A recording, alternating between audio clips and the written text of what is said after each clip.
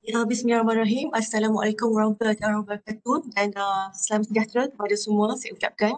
Lebih dahulu saya ingin memperkenalkan diri saya. Saya Associate Prof. Dr. Zeti Syaris Hamidi sebagai moderator bagi sesi webinar TNCPI yang mana kita berpeluang menjemput Associate Professor Dr. Nuna Fatun dan juga merupakan Fellow Bersekutu Institute Sains dan pensyarah di Akademi Pengajian Islam dan Contemporary. Right? Alhamdulillah. Dan sebelum kita memulakan sesi perkongsian kita mulakan dengan bacaan multi kitab Al-Fatihah. Okey, terima kasih kepada semua ya. Terlebih dahulu saya ingin berkongsi tentang latar belakang Associate Professor Dr. Nur Nabatun binti Mat Syarif. Alright, beliau merupakan pensyarah di Akademi Pengajian Islam Contemporary UiTM, merupakan fellow bersekutu, alright, Institute Sains, dan beliau memperolehi ijazah pertamanya dari Akademik Pengajian Islam dalam jurusan Astronomi Islam. Kemudian beliau melanjutkan pelajarannya ke peringkat master dan PhD juga di Fakulti Sains Universiti Melaya di Jabatan Pengajian Sains dan Teknologi. Seterusnya beliau pernah menjadi tutor Jabatan Fiqh Kitab Usul di Akademik Pengajian Islam Universiti Melaya dan merupakan fellow di Jabatan Pengajian Islam Sains dan Teknologi di Fakulti Sains Universiti Melaya. Setelah menamatkan pengajiannya, beliau meneruskan karirnya sebagai pensyarah kanan di Universiti Teknologi Mara pada tahun 2014 di Shah Alam. Dan beliau pernah menyandang beberapa jawatan, antaranya sebagai Koordinator Unit Pengurusan Pendidikan RMU dan juga LO Myra. Beliau adalah salah seorang sidang pengarah jurnal pendidikan astronomi di bawah International Astronomy Union IAU dan anggota Persatuan Falak Syar'i Malaysia. Dan beliau juga pernah dilantik sebagai fellow bersekutu di Institute Sains dan sebagai ketua kumpulan pendidikan Islamic Astronomy dan Solar Astrophysics IASA yang merupakan satu kumpulan RIT di Universiti Teknologi Mara. Kini, beliau baru saja dipilih sebagai ahli junior dalam International Astronomical Union IAU. Right? Dan perbuatan beliau sebagai pensyarah dan juga penyelidik telah menunjukkan kejayaan ya sehingga sekarang sangat konsisten, right, di mana beliau telah memperolehi lebih daripada 10 grant ya dalam tempoh 6 tahun dan juga telah berjaya menerbitkan lebih daripada 100 artikel di peringkat negara dan juga di peringkat antarabangsa serta sehingga kini telah mempunyai 6 pascasila. Right, dengan tanpa berlengah masa lagi ya, saya ingin menjemput yang berbahagia Associate Professor Dr. Nuna Fatun, alright, Mat Syarif untuk berkongsi ya mengenai Islamic Astronomy dan topik kali ini ya ialah mengenai kajian pencerahan langit malam bagi penentuan waktu solat. Dengan segala hormat dipersilakan. Assalamualaikum warahmatullahi wabarakatuh. Selamat pagi. Terima kasih kepada Dr. Zeti. Alhamdulillahilladzi ja'ala salata ala mu'minin kitaban mawquta. Wassalatu wassalamu ala asyrafil anbiya'i wal mursalin wa ala alihi wasahbihi ajma'in. Terima kasih sekali lagi kepada moderator yang berbahagia Profesor Madya Dr. Zeti Syaris Hamidi, Pejabat Timbalan Naib Chancellor Penyelidik dan Inovasi Pengarah iOS Prof. Zurina dan Timbalan Pengarah iOS Dr. Zuraida, Dekan Akademi Pengajian Islam Contemporary Profesor Madya Dr. Nur Hidayah Muhammad Hashim, Profesor-Profesor, rakan-rakan hadirin hadirat yang saya kasihi dan semoga dirahmati Allah. Hari ini insyaAllah saya akan berkongsi sedikit tentang kajian yang kami telah laksanakan, iaitu kajian kecerahan langit malam bagi penentuan waktu solat. Ya, saya Nur Nafatun Mat Syarif mewakili 3 entiti lah dalam UiTM, iaitu sebagai fellow bersekutu di Institute Sains, sebagai pensyarah di Akademi Pengajian Islam Contemporary Asis Shah Alam, dan juga mewakili Islamic Astronomy dan Solar Astrophysics sebagai kumpulan penyelidikan. Baik, di tajuk saya ni ya, kalau saudara-saudari boleh nampak, saya dah highlightkan ada 2 kata kunci lah. Yang pertama sekali ialah waktu solat, ya, waktu solat dan juga pencerahan langit malam. Hari ini insyaAllah kita akan melihat sedikit sebanyak tentang solat dan waktunya, dari sudut Al-Quran, hadis, fiqh dan astronominya. Dan kita akan tengok kecerahan langit malam dari sudut astronomi dan juga kajian semasa. Clear ke suara saya? Jadi perbincangan ataupun perkongsian ini bukanlah nak menceritakan tentang apa ataupun bagaimana nak melaksanakan solat tu, tetapi nak menceritakan tentang waktu solat tu, ya, waktu solat. Solat ni sebagaimana yang kita tahu, kita dah belajar daripada kecil. Solat tu bermaksud sembahyang. Sembahyang ataupun dari sudut bahasa dia bermaksud doa. Solat itu doa. Supplication, doa kita kepada Allah Subhanahu Wa Taala. Berapa kali sehari? Ni semua orang boleh jawab. Kalau tak boleh jawab, nanti Abah rotan. Berapa kali? 5 kali sehari semalam yang wajib. Kalau nak buat sunat, lagi bagus. Yang 5 kali sehari ni tidaklah boleh dibuat pada satu masa. Contohnya, katalah sekejap lagi Zuhur, nak buat masa Zuhur tu nak buat sembahyang asar, sembahyang maghrib, semua sekali tak boleh. Sebab apa? Sebab setiap waktu yang 5 tu, yang wajib tu ada waktu yang tertentu. Dalilnya seperti mana yang saudara-saudari boleh nampak, inna solata kanat ala mu'minina kitaban mawquta. Sesungguhnya solat ataupun sembahyang itu adalah satu ketetapan yang diwajibkan atas orang beriman yang tertentu waktunya.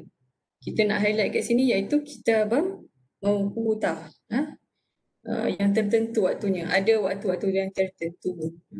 Waktu-waktu tersebut ada disebut dalam Al-Quran sendiri dan juga dijelaskan lanjut dan didemonstrasikan oleh Rasulullah SAW dalam hadis-hadis baginda SAW. Jadi kita boleh jumpa ayat ni dalam surah An-Nisa, surah yang keempat, ayat 103. Baik, sempena bulan kelahiran Nabi kan, jadi kita bacalah hadis Nabi SAW. Panjang hadis ni, tapi kita highlightkan lah mana yang perlu. Ini hadis Sunan An-Nasa'i, ya, dari Atha bin Abi Rabah, dari Jabir bin Abdullah katanya, Malaikat Jibril sentiasa datang kepada Rasulullah SAW untuk mengajarkan waktu-waktu solat fardu. Jadi bukanlah waktu-waktu solat itu dibuat-buat oleh Nabi, tak. Semuanya itu adalah wahyu. Jadi asalnya Malaikat Jibril datang waktu Zuhur, ketika matahari tergelincir. Jadi Malaikat Jibril solat bersama Rasulullah SAW. Sayyidina Jibril menjadi imam. Nabi solat di belakang Sayyidina Jibril. Kemudian datang pula waktu asar, ketika bayangan seseorang sama panjang dengannya. Begitu juga Sayyidina Jibril menjadi imam, Rasulullah SAW menjadi makmum, dan kaum muslimin menjadi makmum kepada Nabi SAW. Dan tiba waktu maghrib, ketika matahari telah terbenam, sembahyang lagi. Lepas tu datang pula waktu isyak, bila waktu kemerah-merahan telah hilang dari langit, sembahyang lagi sekali. Kemudian datang waktu fajar, fajar menyingsing, maka Sayyidina Jibril mengerjakan solat subuh bersama Rasulullah SAW. Itu permulaan. Kemudian hari yang kedua, hari yang berikutnya, Sayyidina Jibril datang lagi untuk mengerjakan solat bersama Nabi, untuk solat waktu Zuhur, Asar, Maghrib, Isyak dan Fajar. Fajar tu subuh lah. Jadi di hujung tu, kalau boleh baca kat bawah tu, setelah itu baginda SAW berkata, waktu-waktu inilah antara waktu solatmu sehari semalam. Jadi Sayyidina Jibril tu datang hari pertama tu untuk menentukan permulaan bagi setiap waktu solat, dan hari yang kedua tu adalah akhir bagi satu-satu waktu solat itulah. Baik, kita tahu kan ada lima waktu solat. Ini soalan yang paling senang sekali lah. Zuhur, Asar, Maghrib, Isyak dan Subuh. Ya.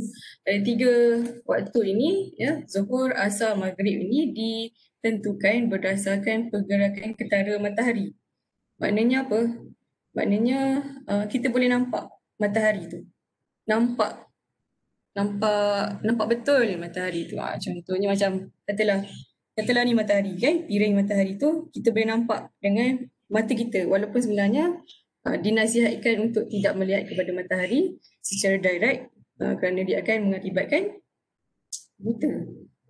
Tak payah nak try lah. Baik. Jadi Zuhur, Asar, Maghrib. Pergerakannya beginilah. Boleh nampak kan saya punya pointer, boleh nampak? Agak-agak boleh nampak lah. Macam ni kan? Macam tu. Pergerakannya begini. Sehari semalam. Ya, matahari tu bergerak. Baik. Lagi 2 waktu solat, iaitu Isyak dan Subuh. Penentuannya adalah berdasarkan baki cahaya matahari. Maknanya apa? Matahari dah tak ada di atas ni, di atas ufuk matahari dah tak ada. Ya? Kita tak nampak jasad matahari tu, badan matahari tu kita tak nampak. Tapi hanya berdasarkan baki cahaya matahari sajalah. Jadi yang warna biru ni, ya, menunjukkan waktu dah malam. Ya? Malam-malam pun ada cahaya. Ya? Okey. Baik, bila kita berbicara, sebab tajuk tadi ialah kajian apa tadi? Kajian kecerahan langit malam kan? Bukan kecerahan langit siang, kecerahan langit malam. Jadi fokus dia belah malam lah. Waktu solat ni Isyak dan juga Subuh. Jadi bila kita sebut tentang Isyak dan Subuh, mesti kita akan jumpa beberapa istilah seperti syafaq, ahmar ataupun syafaq ahbiat. Kemudian kita akan jumpa juga di bahagian subuh fajar kadzib dan juga fajar shadiq. Apakah istilah-istilah tersebut? Baik, kita tengok lagi lah. Syafaq. Syafaq ini adalah cahaya kemerahan. Ketika syafaq itu hilang, maka solatlah Isyak. Ini hadis riwayat Daruqutni, ya. Belakang tu sekadar gambar hiasan lah, membayangkan waktu malam kita tu macam mana. Jadi kalau kita duduk di kawasan bandar ni, malam kita tidaklah segelap ini. Sebab apa? Sebab adanya pencemaran cahaya. Itu agak menyedihkan lah. Baik, macam saya sebut tadi, kita ada 2 kan, syafaq ahmar dan juga syafaq abiyat. Ahmar tu maksud dia merah, merah. Orang Melayu sebut mega merah, merah, mega merah. Abiyat ialah putih. Baik, dari sudut ya, syafaq ahmar dapat diterjemahkan sebagai kemerahan di langit kerana matahari terbenam di barat. Matahari setakat ni terbenam di barat lah. Mudah-mudahan belum lagi lah terbit di mana? Di barat. Yang tu masa tu tak ada apa dah buat. Okay. Menurut ijma' para ahli fiqh yang terdiri daripada Maliki, Hanafi, Hanabilah, Syafi'i, permulaan Isyak ialah pada saat hilangnya syafaq ahmar. Maknanya dah tak ada cahaya merah tu, maknanya masuklah waktu Isyak. Namun penilaian Imam Abu Hanifah sebagai Isyak dapat dilaksanakan sehingga hilangnya syafaq abiyat. Bagi Imam Abu Hanifah, bagi dia selagi ada cahaya putih-putih tu tak boleh sembahyang Isyak lagi. Tunggu hilang dulu warna putih-putih tu baru boleh sembahyang Isyak. Imam Abu Hanifah memperkirakan antara kedua syafaq adalah 3 darjah ataupun 12 minit. Ya. Macam 1 darjah tu biasanya lebih kurang 4 minit lah. Jadi Imam Syafi'i dalam puisi beliau, ketika menunaikan solat malam, lihatlah ke langit. Anda melihat bahagian atas senja malam memudar dan hilang. Ni mungkin kita boleh cerap sendirilah sebenarnya kan. Sambil-sambil kita pergi tengok sunset tu, dah sembahyang maghrib, kemudian kita spend sedikit masa, ya, lepas kita sembahyang tu, untuk memerhatikan langit tu. Sebab kita dah lama sebenarnya tak tengok langit. Nak pula kerja-kerja work from home tu kan. Duduk kat rumah je. Baik. Kemudian kita tengok bahagian yang kedua, iaitu di bahagian subuh. Ya. Ni hadis riwayat Ibn Khuzaimah dan Al-Hakim. Nabi SAW bersabda, terdapat dua jenis fajar, iaitu fajar yang melarang makan dan mengizinkan solat, iaitu fajar Sadiq. Sadiq itu benar lah kan. Dan yang kedua, fajar yang kedua adalah larangan solat dan makan yang dibenarkan, fajar kadzib. Kadzib ni palsu lah, palsu, false, false. Dari sudut fiqh, fajar kadzib dicirikan oleh para ulama sebagai cahaya yang mendegak, vertikal, di langit timur. Kalau dia di langit barat, bukan. Itu cahaya yang menegak, vertikal di langit timur yang terlihat seperti ekor serigala. Ni kalau kita pernah tengok serigala lah. Kalau tak, kita Google. Dan sinarnya tersebar di ufuk timur dalam bentuk V. Biasanya macam itulah. Kemudian matahari bergerak mendekati ufuk dari bawah. Okay? Contohnya macam mana? Contoh. Katalah ini ufuk kan matahari tu bergerak macam ni. Dan macam tu. Macam ni. Naik. Macam tu Bahagian V pudar dan bahagian bawahnya semakin lebar dan menjadi terang dalam bentuk V terbalik. Inverted V. Yang menunjukkan fajar Sadiq. Boleh nampak tak? Boleh lah. Imagine sikit. Fajar kadzib cahaya dia vertikal. Manakala kalau fajar Sadiq dia lebih horizontal. Dan menurut Imam Syafi'i lagi dalam puisi beliau, ingatlah bahawa ada dua tahap fajar yang membezakan antara mereka dengan teliti. Anda yang menentukannya. Anda yang menentukannya. Tapi dalam kes kita Malaysia ni, kita kena ikut kepada ulil amri, pemerintah lah. Subuh pertama kelihatan seperti ekor serigala yang naik di langit. Itu adalah fajar palsu. Dan yang kedua adalah fajar yang benar. Anda melihatnya menerangi langit seperti api. Jadi sebab itulah kita kena berinteraksi dengan alam sekitar lah. Alam sekitar. Macam tu.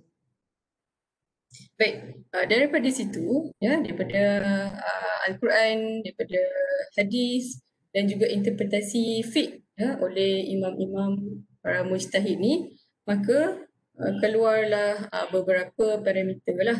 Parameter ni pun berdasarkan kajian. Antaranya parameter yang kita ada setakat ini, matahari 15 darjah di bawah ufuk. Tak terbayang pula 15 darjah di bawah ufuk kan. Baik, parameter 15 darjah di bawah ufuk ni diguna pakai oleh Islamic Society of North America. Mereka menggunakan kedua-dua sudut ini untuk subuh, untuk isyak dan subuh. Kemudian matahari di bawah ufuk digunakan oleh Al-Marakushi bagi waktu isyak dan Ibn Shatir untuk subuh. Matahari 17 darjah di bawah ufuk digunakan oleh Ibn Yunus dan Ibn Shatir juga untuk isyak. Matahari 17.5 darjah di bawah ufuk digunakan oleh Al-Biruni dan Mesir. Dan matahari 18 darjah di bawah ufuk digunakan oleh Ibn Mu'aiz, Universiti Ulum Islamiah Karachi dan juga Malaysia. Malaysia sekarang ni kita dah guna isyak memang 18, subuh baru jadi 18. Sebelum ni kita 20. Baik, matahari 19 darjah di bawah ufuk digunakan oleh Muhammad Mukhtar bin Atarik Bogor subuh. Matahari 19.5 darjah di bawah ufuk tidak ada catatan di situ. Matahari 20 darjah di bawah ufuk Muhammad Tahir Jalaluddin. Jadi sebelum ni kita ada yang ni lah untuk subuh. Kemudian ada penambah kita panggil pertukaran Ada yang menggunakan beberapa lah. Tak, ada yang tak guna darjah, ada yang guna minit saja. Contohnya 90 minit sebelum matahari terbit dan 10 minit selepas matahari terbenam, UAE, ya. Dan lain-lain lagi lah. Banyak. Kat mana kita nak guna parameter ni? Dekat sini, ya, dalam formula ni lah. Jadi Z ni ialah 90 tambah H. H ni ialah matahari di bawah ufuk. 90 ni dapat mana? 90 ni dapat dekat sini. Kan? Ini matahari yang betul-betul tegak di atas kepala. Kan? Di meridian kita. Kemudian tambah lagi berapa sudut. Contohnya yang ni matahari. So, sudut ni lagi yang kita tambah. Baik.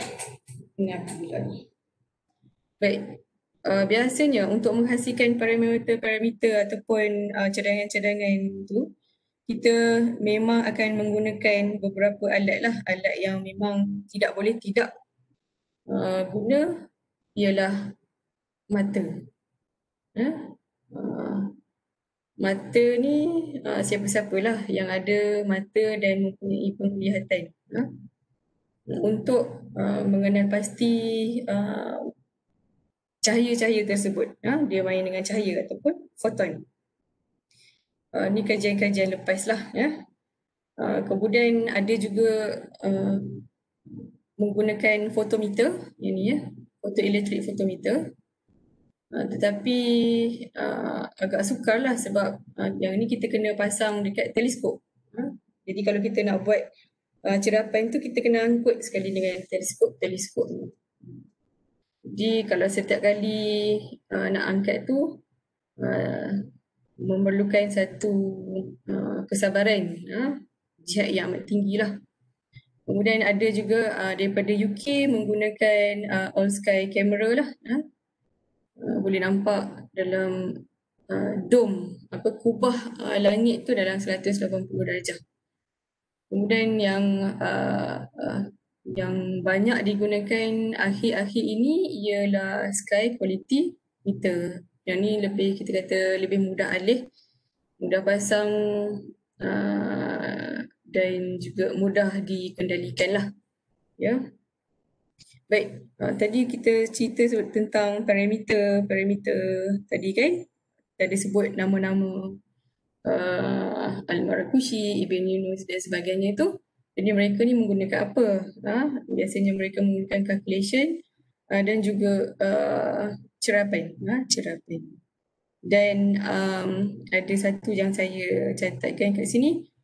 Ni merupakan kira ulama Nusantara lah. Jadi kebanyakan tulisan-tulisan tentang waktu solat ini ada dalam manuskrip lama. Sama ada manuskrip bercetak ataupun tulisan tangan. Jadi sebab tu pentingnya kita menggali semula manuskrip lama tu. Bukan sekadar kita transliterate. Walaupun nak buat kerja transliterasi tu, pun bukan satu kerja yang mudah lah. Jadi kerja-kerja transliterasi manuskrip lama ni perlu ada dan diteruskan supaya kita dapat menggali semula apakah kearifan tempatan yang ada di tanah Melayu ni. Sebab memang ada. Baik. Kita tengok kita masuk dekat kecerahan langit malam, ataupun night sky brightness, kecerahan langit malam. Jadi kecerahan itu diterjemahkan kepada brightness, sebab malam pun sebenarnya ada cahaya. Maknanya kalau waktu malam kita nampak sesuatu, maknanya ada cahaya, cuma cahaya itu malap. Sebab apa? Sebab cahaya ni, bagaimana mata kita berfungsi tu, cahaya akan jatuh kepada objek, kemudian cahaya tersebut dipantulkan masuk ke mata kita. Jadi teori penglihatan, teori of vision ini telah diperkenalkan oleh Ibn Haytham. Sebelum pada Ibn Haytham, semua kebanyakannya lah daripada Greek dan sebagainya mengatakan cara kita melihat ni ialah umpama ada sesuatu cahaya yang keluar daripada mata kita, only then kita boleh nampak sesuatu. Tetapi Ibn Haytham telah memperkenalkan satu teori yang baru lah. Sebab itulah Ibn Haytham dikenali sebagai bapa optik. Ya. Baik, kecerahan langit malam. Biasanya kita ukur dalam unit magnitude lah. Dalam magnitude. Magnitude ialah unit ukuran astronomi untuk kecerahan objek. Objek langit lah biasa. Kita tak cakap lah muka seseorang itu bermagnitude sekian-sekian. Kecuali kalau kita nak gurau. Jadi objek yang lebih terang mempunyai magnitude yang lebih rendah dan objek yang lebih gelap mempunyai nilai magnitude yang lebih tinggi. Sebagai contoh, bintang yang berukuran 6 ke atas lebih terang daripada bintang yang bermagnitude 11. Contohnya, kalau full moon, dia lebih kurang negatif 10. Kalau matahari lebih daripada negatif 25. Mana lebih terang? Matahari ke Pluto? Mestilah matahari. Tapi nilai dia negatif. Jadi dia macam inverse. Dia songsang. Songsang. Jadi kena ingat bagaimana dia berfungsi. Lebih tinggi nombor dia ni, maka lebih malap objek tersebut. Dan konsep itu telah digunakan dalam alat yang kita gunakan, iaitu sky quality meter. Yang ni kita guna secara meluas lah sebab dia punya dari segi kemudah alihan dia tu, portability dia tu. Jadi alat ini dihasilkan oleh satu syarikat di Kanada lah. Dia mengukur kecerahan langit malam dengan menggunakan unit magnitude per segi arcaside, magnitude per square arc second. Yang ini jadi contoh. Katalah langit gelap, lepas tu bacaan yang diberikan reading dia tu adalah 22. Kan? Makin ke kanan dia makin cerah, katalah. Jadi dia memberikan bacaan 17 magnitude, maka bila 17 tu langitnya lagi cerah, lagi cerah berbanding dengan langit yang magnitude 22. Itu maksud dia. Boleh faham? Ya? Baik. Jadi kita telah memasang sky quality meter kita ni di beberapa tempat di Malaysia lah. Di Malaysia kita sebut sebagai stesen SQM lah, stesen. Yang pertama sekali kita ada di UiTM sendiri di bangunan Cempaka 4. Kalau saudara-saudari perasan tu ada sesuatu yang melekat dekat tangki air Cempaka 4. Warna putih. Bukan apa-apalah. Kemudian kita ada stesen yang kedua, iaitu di Balai Cerap Negara Langkawi. Negara Malaysia sebenarnya, tapi terletak di Langkawi. Itu satu. Kemudian yang seterusnya kita ada di Balai Cerap Selangor yang terletak di Sabak Bernam. Yang ketiga, stesen ketiga di Besut, terletak di Kuala Besut, tepi agak tepi dalam 2 kilometer ke tepi laut. Kemudian di Kuala Lipis yang berada di tengah-tengah Malaysia. Kemudian kita ada di Pusat Latihan Islam JAKIM Kundasang. Ini yang paling tinggi sekali, dan juga yang terkini iaitu di Muar. Dia punya kod dia tu Muar. Baik, ini stesen-stesen yang kita ada lah untuk kajian waktu solat ni lah, dan juga light pollution. Ini taburan yang kita ada lah. Jadi kalau tengok ada banyak lagi negeri yang kita belum pasang. Jadi kita mengalu-alukan lah jika ada siapa-siapa penyelidik yang berminat untuk kita buat kerjasama, maka kita alu-alukanlah. Ya. Baik. Oh, dan juga kita ada beberapa stesen ataupun tapak tambahan, iaitu Melawi, ya, Pantai Melawi. Ini merupakan kerjasama penyelidikan bersama pihak JAKIM, UM dan juga UNIZA. Jadi kita ada dalam lebih kurang 8 lebih kurang lah, macam tu ya.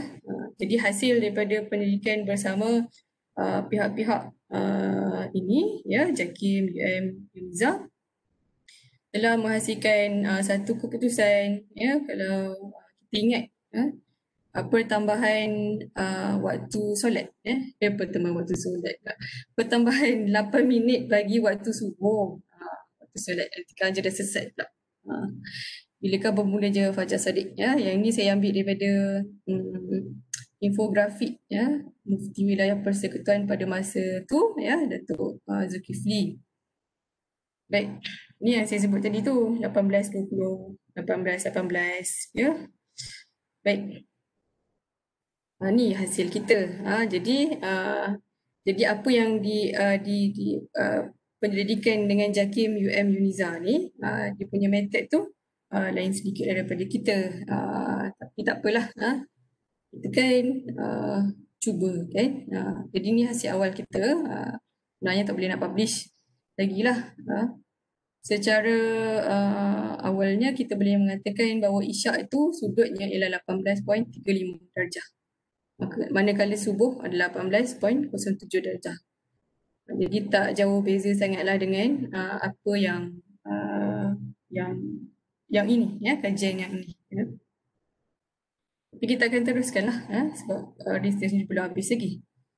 Baik, tambahan sedikit bagi stesen SQM ni.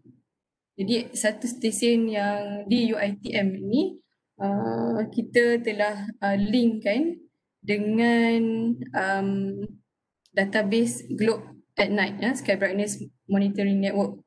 Kalau saudara-saudari boleh nampak di situ ada bersama dengan universiti dan juga balai cerap yang lain. Kita ada nama Universiti Teknologi Mara, Shah Alam. Tu di balai cerap tak, di bangunan Cempaka 4, Cempaka 4. Jadi kita install pada 21 Mac 2018, ya. So stesen ini adalah satu-satunya stesen yang database-nya masuk terus dengan database yang disediakan oleh Hong Kong University lah. Jadi kita mengalu-alukan penyelidik-penyelidik lain untuk turut serta dalam usaha memantau kecerahan langit malam. Kenapa penting kita memantau kecerahan langit malam ni? Kecerahan langit malam ni dalam erti kata lain ialah pencemaran cahaya lah. Biasanya kalau sebut tentang pencemaran, orang sebut tentang pencemaran udara, pencemaran air, pencemaran tanah, pencemaran bunyi, kan? Tapi jarang sangat orang sebut pencemaran cahaya. Sebenarnya udara dan cahaya tu mediumnya sama. Mediumnya sama lah, kan? Tapi kurang. Antara keburukan pencemaran cahaya ialah dia telah merubah kitaran sleep wake, tidur dan bangun kita, penghasilan melatonin dan sebagainya lah. Tu antara kesan lah kepada manusia, tu yang menjadi emosi tak stabil dan sebagainya. Dan anjuran hadis Nabi SAW, apabila kita tidur, seeloknya kita padamkan lampu. Sebab malam ni waktu kita berehat kan, bila kita berehat tu badan kita mula bekerja yang sepatutnya. Dia patut mengeluarkan enzim ataupun benda-benda yang patut dia keluar lah, kan. Tapi bila adanya cahaya lampu, ada beberapa enzim yang tak dapat dikeluarkan oleh badan, menjadikan dia jadi haywire lah. Badan tu jadi tak betul. Okay, itu kesan kepada manusia. Tapi kalau kesan kepada haiwan-haiwan nocturnal, haiwan-haiwan yang aktif pada waktu malam. Dia punya contohnya waktu dia menetas apa semua tu, lari waktu dia tu. Ada satu kajian di Australia tentang penyu lah. Penyu dia dah lari waktu dia menetas tu lah. Jadi kajian ni pun menarik juga. Bolehlah kita buat di mana. Itulah. Kemudian ni contoh data yang kita ada bandingan dengan beberapa stesen lain lah. Ni UiTM kita ya. Ni kemudian ELO ni di Jerman, Waibao ni di Korea. Baik. Jadi kita dah cerita tentang magnitude kan, cara nak baca bacaan tu, reading tu. Agak-agaknya lah daripada bacaan ni, UiTM ni cerah ke ataupun tak cerah. Macam itulah kan. Jadi kalau kita tengok daripada penerangan tadi tu, kalau lagi kecil nombor tu, maknanya makin cerah. Jadi antara tiga site ni, tiga stesen ni, UiTM lah paling tercerah sekali lah. Maknanya sebab mungkin ada beberapa faktor lah sebab dia duduk di bandar. Yang mana yang ELO dan juga Yaobao ni duduk di pinggir bandar. Jadi setiap malam kita ada bacaan ni lah. Sentiasa diambil. Dan apabila data ni menjadi banyak, dia akan jadi big data kan. Jadi kita akan dapat kena pasti trend semasa kadar pencemaran cahaya kita ni lah. Pencemaran cahaya tu merupakan satu kita kata waste ataupun pembaziran tenaga lah sebenarnya. Kan? Kita tak perlu pun banyak-banyak cahayanya, tapi cukup sekadarnya. Okay? Baik. Ini merupakan brain and brawn ya, yang antara tunjang belakang kita ialah pelajar-pelajar kami. Inilah yang disebut-sebut ini kan, brain and brawn. Maknanya mereka menyumbang dari sudut intelektual dan juga fizikal. Diorang lah yang akan dipanjat tu kan, panjat sana, panjat sini, itulah kecil-kecil. Dan juga ni beberapa antara yang kita pernah capai MOU kita UiTM bersama National Research Institute of Astronomy and Geophysics di Mesir ya. Masa ni kita tak dapat nak pergi ke sana lah. Walaupun kita pernah ke sana untuk perbincangan lah. Tapi untuk sesi majlis tanda tangan tu kita hanya buat secara begitu. Maknanya dah mendahului COVID lah sebenarnya pada tahun 2017 ni. Kemudian kita ada juga mesyuarat saintifik dengan HKU. HKU ni yang penting lah bagi yang stesen tadi tu. Yang data kita tu kan. Perbincangan dengan Dr. So dan juga Dr. Jason membuahkan hasil yang tadi, collaboration tu. HKU merupakan duduk di ranking ke-21 kalau tak silap saya dalam QS. Dan ini merupakan cerapan dan juga diskusi bersama Universiti Malaya, sister our sister university, dan juga JAKIM dan juga Jabatan Mufti. Ni selepas cerapan lah, tak berapa nampak muka tu kan. Baik, dengan itu kita nak berterima kasih ya. Saya nak berterima kasih kepada Fakulti ya, Akademi Pengajian Islam Contemporary, Institute Sains, Islamic Astronomy and Astrophysics, maknanya UiTM lah secara general, Universiti Malaya, Angkasa, Universiti Hong Kong, dan juga ANRIAD daripada Mesir, JAKIM dan juga Jabatan Mufti Selangor. mewakili Balai Cerah Selangor lah. So our past, present and future ni sangat-sangat membantulah. Dan ada beberapa individu ataupun kumpulan individu yang tidak ada logo, yang mana mereka ini sangat-sangat memberi kesan yang signifikan lah dalam kajian ini. Maknanya dari sudut dukungan mempercayai kami, dan juga yang paling penting sekali sentiasa mendoakan kejayaan kami lah. Dan mudah-mudahan Allah Subhanahu Wa Taala menerima amal baik kita ini, insya-Allah, dan yang mana pahalanya tidak hapus.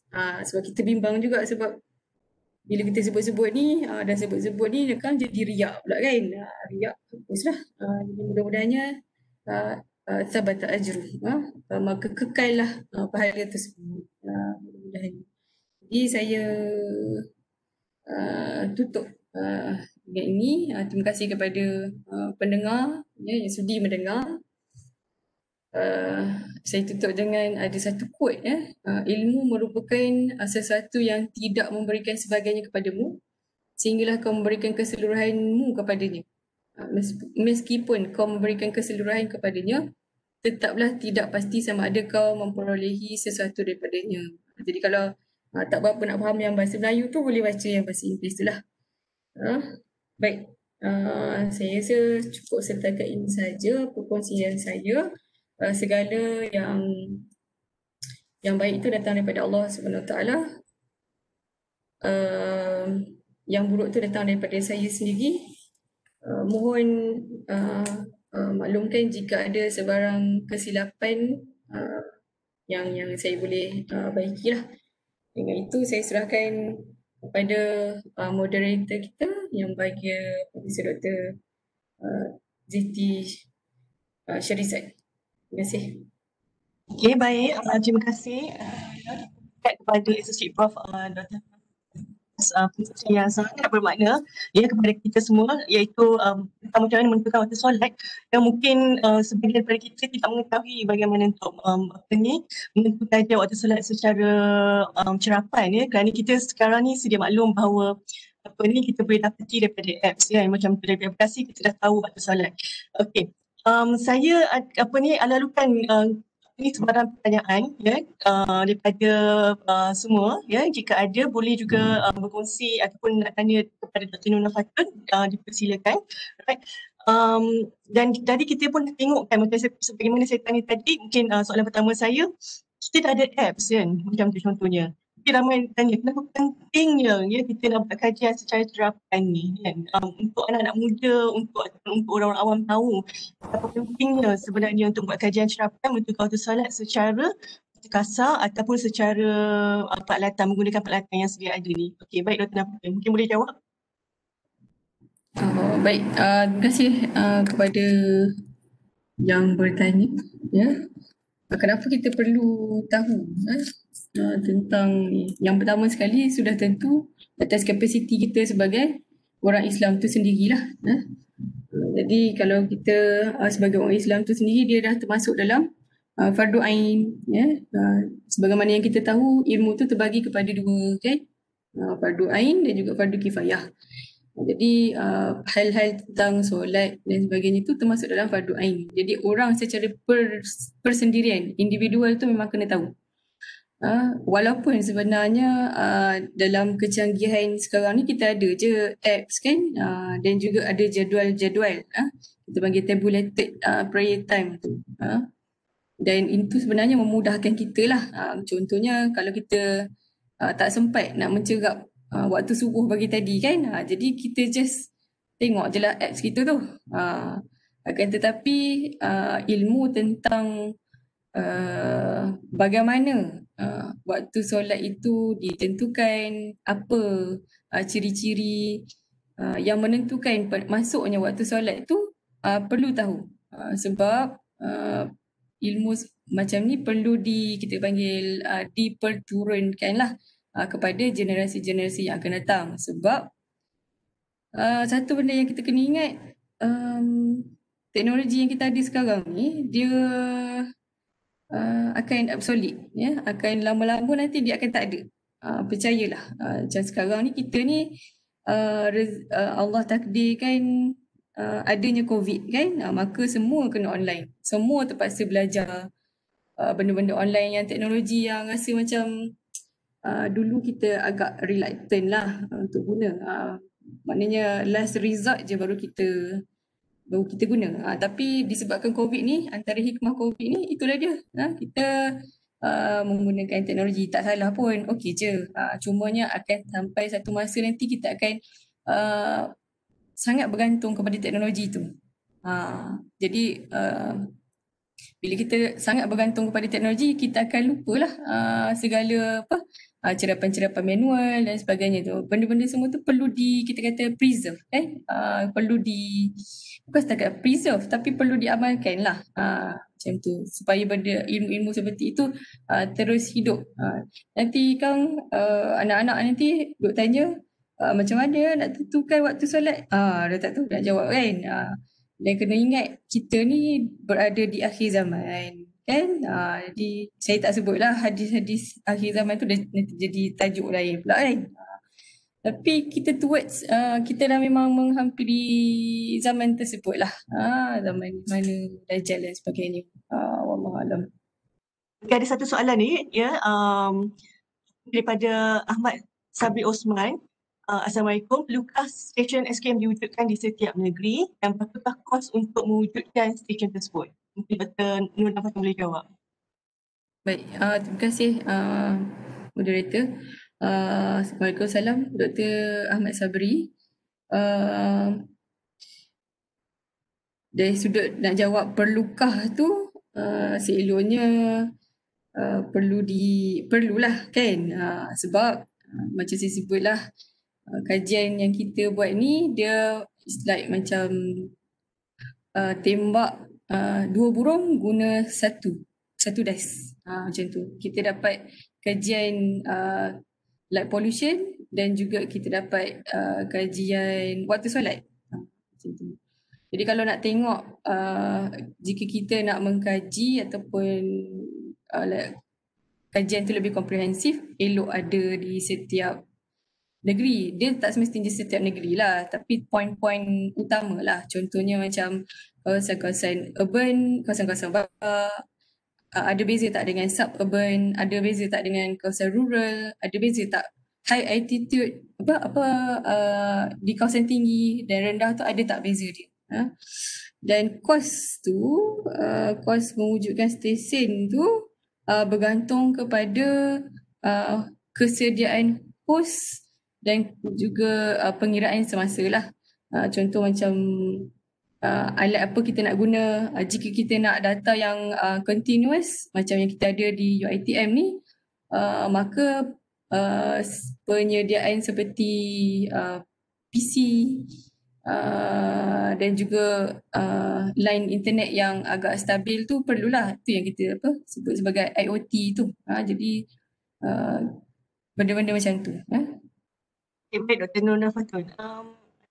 Saya ingin bertanya tentang HKU. Kita tahu yang ranking QS HKU kata Hong Kong University ialah 21 QS mana terbaik, universiti terbaik di dunia. So mungkin inilah peluang juga untuk Institute Sains untuk melakukan MOU dengan HKU, right? So since kita pun dah buat collaboration, insyaAllah. Cuma saya nak tahu apa respon atau persepsi persepsi HKU ya, Dr. So, okay, macam mana persepsi dia sebab kita dengan light pollution, pencemaran cahaya. At the same time kita buat juga untuk kawasan solat dan adakah mereka tahu dan macam mana persepsi mereka mengenai menggunakan SKM dengan untuk menentukan kawasan solat ni. Baik, terima kasih yang tanya. Saya tunjuk sikit lah yang tadi tu. Jadi ini data yang disimpan di database HKU lah. Pada mulanya kita pernah maklumkan yang kita perlukan data di bahagian sini ya. Bahagian sini untuk waktu ini untuk isyak dan ini untuk waktu subuh. Tapi untuk untuk light pollution, data yang diperlukan mestilah daripada sini ke sini. Jadi dia tak nak yang bahagian twilight tu, dia tak nak. Jadi bila macam tu, mereka pun agak dia panggil apa Agak terkejut lah, macam merasakan rupanya ada orang guna data kat sini. Macam tu. Sebab untuk kajian light pollution, bahagian dua ni, ujung ni dibuang. Dibuang lah, dia tak perlukan data tersebut. Dan saya rasa tu yang saya sebut macam respon kepada Dr. Sabri tadi tu, dia macam tembak dua burung satu dice, macam tu. So satu malam kita boleh dapat data macam ni lah, lebih kurang.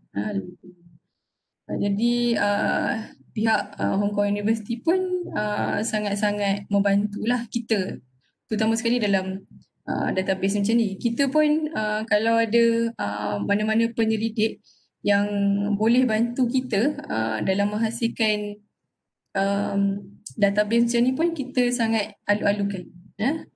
Allah Alam.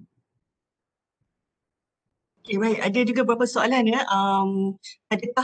Adakah pattern kecerahan langit sama setiap tahun? Okay, daripada Muhammad Razlan. Mungkin Dr. Nur Fatul patut tunjukkan video juga ya. Ada yang minta untuk mohon tunjukkan muka Dr. Nur ya. Baik, yang pattern kecerahan tu daripada Dr. Atiyah. Dr. Atiyah, adakah pattern kecerahan langit sama setiap tahun? Jadi sebab itulah kita kena buat kajian ni lah. Sebab dah ada soalan kan. Jadi setakat ni kita dah install 2018. Ni 2020. Memang ada perbezaan lah. Memang ada perbezaan. Sama ada dia macam mana kata, kalau kita zoom out, kita akan kata dia deteriorate over time. Maknanya makin worsen, makin teruk over time lah. Tu kita punya hypothesis lah. Tapi dalam masa setahun itu ada juga langitnya cantik. Tapi bila? Jadi bila kan? Jadi bila persoalan bila tu, itu yang kita kena buat kajian tu lah. Jawapan dia ya. Ya apa? Adakah pattern? Tak sama. Setiap tahun berbeza. Setakat ni. Setakat ini. Okay. Allah Alam. Okay, maafkan saya. Tadi soalan ialah daripada Dr. Atiyah sebenarnya. Alright, seterusnya adakah soalan seterusnya ialah ada tak hasil kajian untuk diperolehi daripada kaedah selain daripada SQM? Okay, yang ni ada daripada Muhammad Razlan Ahmad. Ya, terima kasih Dr. Razlan. Ada. Sebab macam yang kita tunjuk tadi kan, ada beberapa kaedah ataupun nak guna apa kan? Macam yang ni. Selain pada mata tu memang confirm lah kena guna. Kalau tak guna mata, tak boleh jadi. Contoh macam orang nak timbang berat, kenalah guna penimbang. Tak bolehlah guna termometer. Kita kena guna alat yang betul untuk mengukur benda yang tertentu lah. Jadi ada yang guna photometer, all sky camera dan juga SQM lah. Ada satu gambar, nasib baik Dr. Razlan ni beritahu, iaitu menggunakan DSLR. DSLR. Yang tu ada beberapa kajian di Malaysia lah yang dilakukan oleh tim UM yang tadi tu, JAKIM UM Uniza dan juga daripada Jawatan Mufti Melaka. Wallahualam. Okay, soalan seterusnya ialah mengenai MOU dengan RIIG daripada Egypt tu. Macam mana kolaborasi Dr. Nur Nafatun dengan institut tersebut? So mungkin boleh Dr. Nur explain, misalkan. Baik, terima kasih. Kolaborasi dengan Egypt tu macam biasalah kan, bincang-bincang sikit.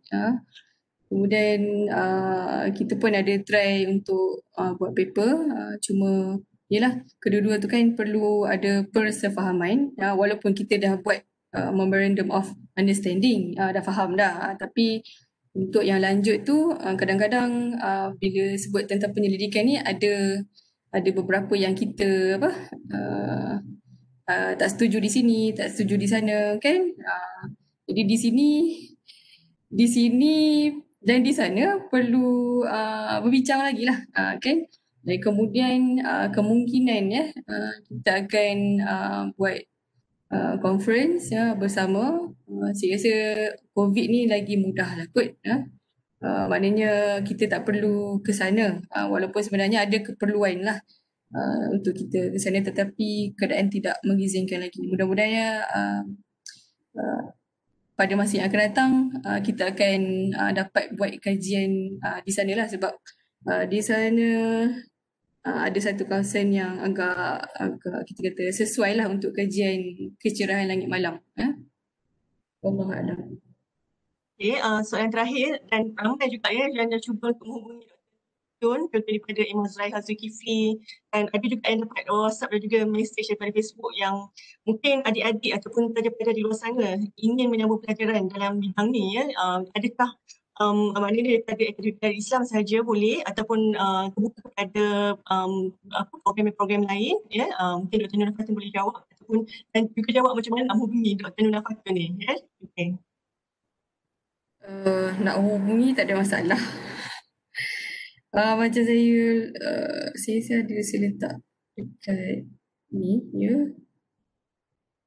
bagi adik-adik lah kan yang berminat untuk menyambung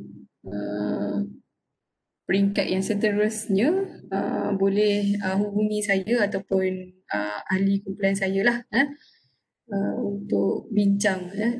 Dia tak semestinya dalam bidang ni lah kan. Kadang-kadang ada yang berminat nak buat lebih kepada sains sosial, contoh lebih kepada manuskrip tapi bukan saya lah kan.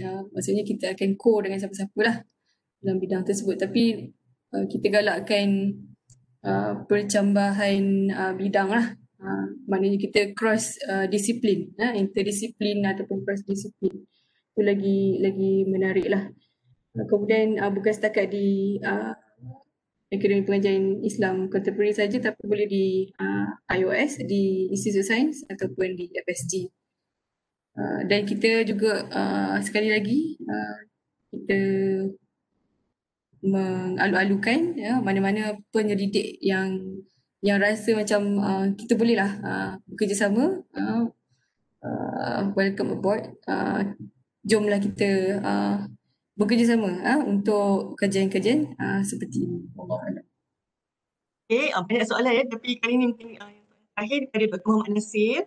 Ada kajian perbandingan tak kajian kecerahan langit malam cahaya dengan kajian bintang dalam penentuan waktu solat? Okay, so ni mungkin soalan terakhir. Right? Baik, terima kasih Profesor Madya, Dr. Muhammad Nasir. Ni guru saya ni. Jadi yang bertanya lagi faham daripada yang ditanya. Yang ni kita PM tepi. Cuba saya tak berapa clear lah tentang kajian bintang dalam penentuan waktu tu lah. Mungkin saya boleh kontak semula dengan Dr. Nasir.